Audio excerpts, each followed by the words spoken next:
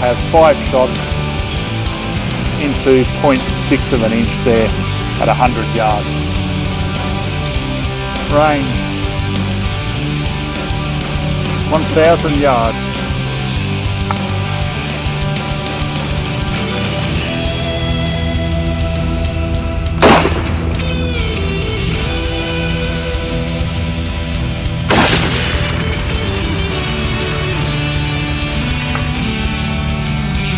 Hit.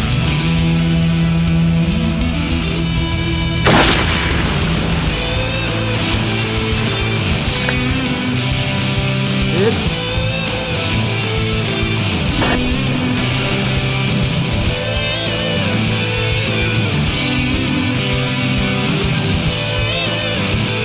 You can see here I've got 1, 2, 3, 4, 5 shots into about 6.2 inches. So that's pretty good for 1,000 yards. Hey guys, and welcome to Ozzie Reviews. Today I'm checking out the Howa HLR 6.5 Creedmoor Rifle. Now let me show you first of all what it comes with. We've just got a manual here that comes in the box, and that's pretty much about it. So I'll just go ahead and clear it, and we'll give you a run by of it to start with. Now it does come in 2 different calibers, so you've got 6.5 Creedmoor and also 308. So if you can't quite swallow the cost of 6.5 ammo, and you're not reloading, then you've got the option there of 308. There is also a green stock. Okay, the one I've got here is just the tan, and we've got like the black spider web on it, which looks pretty nice, to be quite honest. I'm pretty impressed by just the overall finish of such a budget rifle. So what we're going to go into in this review, guys, is basically just to see if a budget rifle, has got the goods, if you can really shoot long range, with a cheap rifle. So when I say cheap, look, this one here is about, you're looking at just under $1,000, okay, $990. So this one's from Cleavers, and that was the price there. So other shops may be a little bit more expensive, but it's around that $990 mark. Now, compared to other long-range rifles, I mean, look, that's pretty cheap, isn't it? You look at the Ruger Precision, you're about $2,500 there. The Ticker A1 TAC, $3,000 there. And not a lot of people can afford that. So what I want to test in this review is, can you actually do it with Howa's HLR or the Howa Long Range rifle? So we'll soon put that to the test when we get out on the farm. Okay, so let's start off with the barrel here. We've got a very long 26-inch barrel, okay, or 66 centimeters. It's cold hammer forged steel. Now it looks fairly nice. I really like the look of it. It's a heavy varmint profile naturally. Now 5/8 by 24 thread at the end, which is the standard for like 308, and 6.5. Also free floating and a 1 1/8-inch twist for 6.5. Now this Bell & Carson stock, as I say, I've got this one in the Desert Tan. But yeah, it just looks like a really nice stock. At the front here, you can see that it's just got the flat bottom on the forend. So obviously great for putting on a bench rest. On the front here, all I've done is just put on a Harris bipod, okay? I like the Harris bipods, they're simple and, they simply do the job. We've got dual sling swivels at the front here, so obviously I'll put the bipod on one of them, and there's still one free. Now at the back we've got the rear sling attachment, and there's also a 1-inch Pachmayr recoil pad as well, which is obviously nice. It just helps with comfortability when shooting. Now the action is fairly smooth. I'm not expecting it to be silky smooth, on such a budget rifle. We've got 2 locking lugs at the front. And look, I can't say I've had any real problems with the Howa actions. Sometimes I've had problems with the magazines from previous reviews that I've done. But overall, look, it's a fairly quick fix, and everything seems to work okay. The safety on it is 3 positions. So obviously forward here, you can fire and manipulate the action. Bring it back just a click there. You can still cycle the action, but you can't fire. Bring it all the way to the back, it locks the action, and naturally you can't fire. All the way forward and you're ready to fire again. So the trigger on it is a 2-stage trigger, okay? They call it HACT, which is Howa actuated trigger system. Okay, so it's a fully adjustable two-stage trigger from about 2.8 pounds to 3.8 pounds. What I've found just from the trigger pull tests that I've done with this, it's coming in around about that 3 pounds, so it is nice and light, and I've really got no desire to change it. We'll just see how it shoots when we get out and obviously start the practical part of the review. Now the magazine on it here is just a hinged floor plate magazine, so you can load through the top, so we'll see how that goes once we get out and put some rounds through it. But I can't see any real problems there. It holds 4 rounds, so one in the chamber for 5, which is all right for long range. It'd be nicer to see obviously a high capacity one there, especially if you're doing competition shooting with it, but this is how it comes standard. Now on top we've just got a EGW Picatinny or Weaver rail. We've got a set of the loopholed QRW rings, okay, obviously for a 30mm tube, because I've got the Vortex Viper 6-24 by 50 optic on top. Now look guys, this is a reasonably cheap optic in the sense of it is made in the Philippines, so you're paying under $1,000 for it. Look, how it'll go, I don't know. It should perform very well, I'd imagine. There's a lot of die-hard Vortex fans out there. But look, I don't think they're anything special. I don't mind them, and I've never had any problems with them. So we'll just see how it goes in this review. Now, as for guarantees, guys, with accuracy, look, Howa just have a sub-moa guarantee, so we'll certainly put that to the test when we're shooting at 100 initially with this rifle. So what I'd like to do is just take it out and obviously do long range. So let's get out on the farm now, guys. Let's see what ammo it likes, and then we'll stretch its legs a bit and just see how this budget rifle performs. Okay guys, so let's run through the ammo that we're going to use today. So we're going to start off with the Winchester 140 grain match. Then we'll go to the American Eagle 140 grain match. Then we've got some Federal Premium loaded with the Berger 130 grain match. Then we'll try some Hornady Superformance SSTs. Now these are 129 grain, I believe. Yep, 129 grain. And then last of all, we'll go to the Hornady ELD-X. Okay, now this is the 143 grain ELD-X. So just for something a little bit different, we'll just see how it shoots. So we've got a target up there at 100 yards. We're going to put 5-shot groups through it and just see which one the Howa takes to.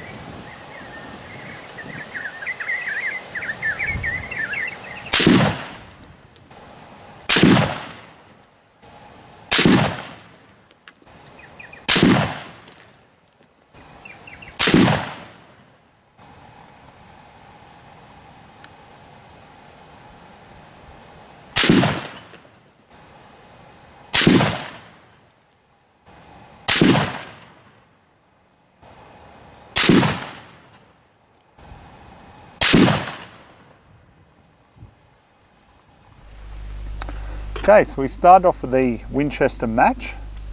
So probably going to be just on an inch there, I'd say.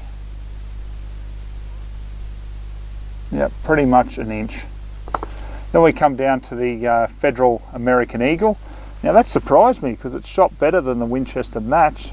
So we're down there to 0.8 of an inch. Then when we come up to the Federal loaded with the Berger match ammo, bit of spread there unfortunately. We're going to be at about 1.6 inches. Then when we come up to the Hornady SSTs, even a worse story there unfortunately. We're at 2.2 inches. Then we come down to the Hornady ELD-X.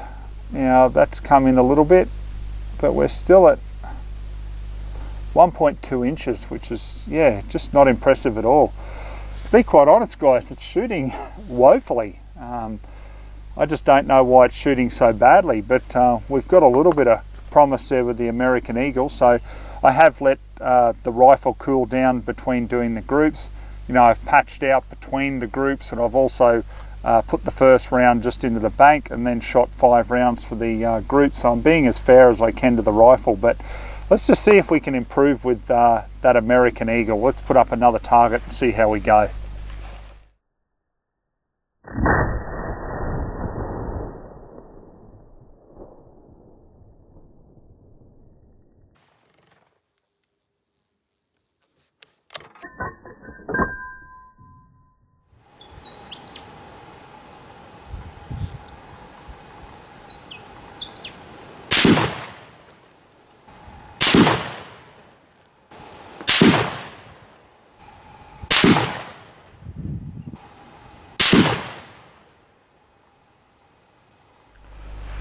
Okay, so that's a lot better. We have 5 shots into 0.6 of an inch there at 100 yards.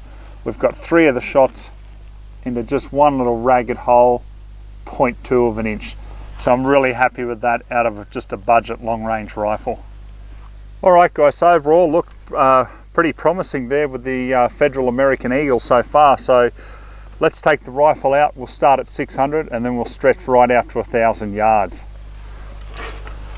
Now so far guys, I found the loading of the magazine yeah, a little bit finicky. So obviously you just got to push down the magazine, but you just got to get it in the right position naturally. So what I've found is a couple of times, see there, it's just not quite the right position, and you can get a little bit of a just a angled misfeed, if that's making sense.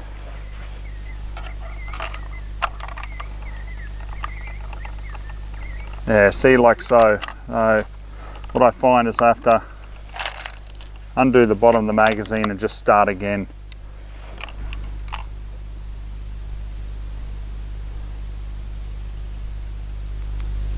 Range 601 yards. Alright guys, so here we are at 600 yards basically. Now I've made the adjustments on the scope here, so hopefully we should be pretty much right on. Now as you can see, I don't have a rear rest. I just want to shoot this off the Harris bipod, I guess in real conditions. So I just really don't see the point of using a rear rest, you know, when I'm shooting long range. I'd like to test myself a little bit, so that's just me. We'll see how we go anyway. Let's put some rounds down range.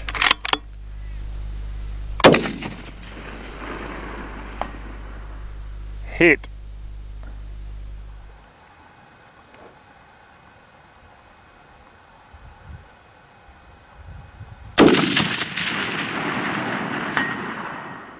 Hit.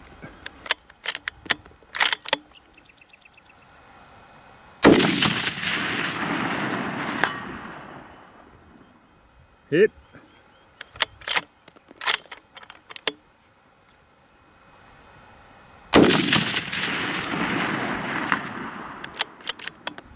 Hit.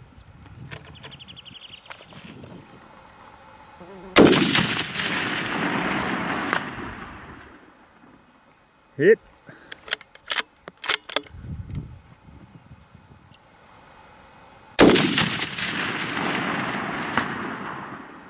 hit,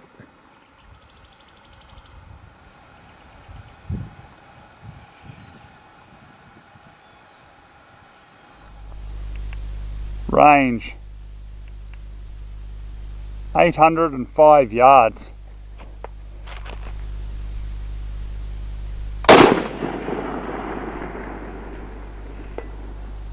Hit. Nice shot. I'm happy with that one.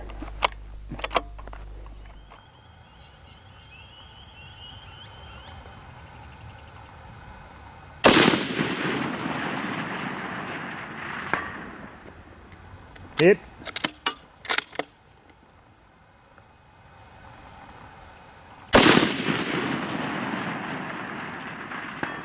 Hit.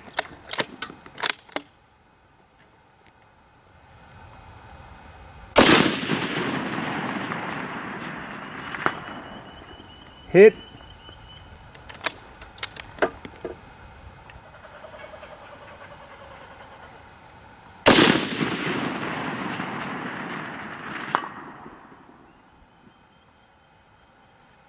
Hit.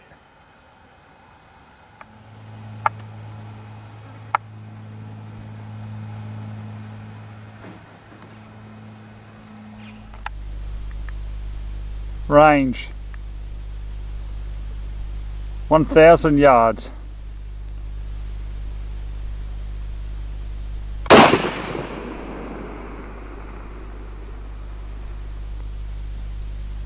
Miss 5 o'clock.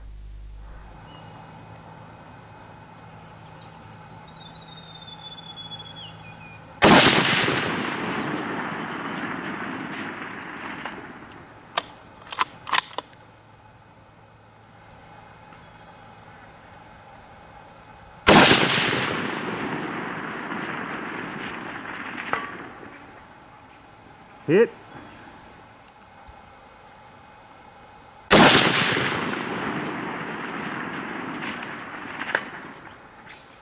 Hit.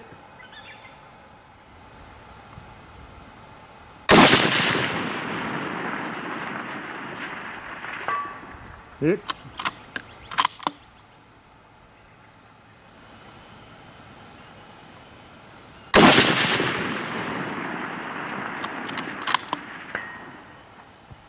Hit.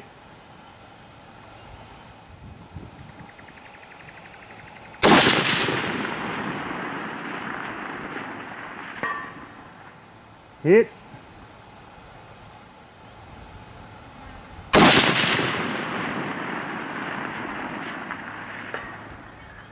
Hit.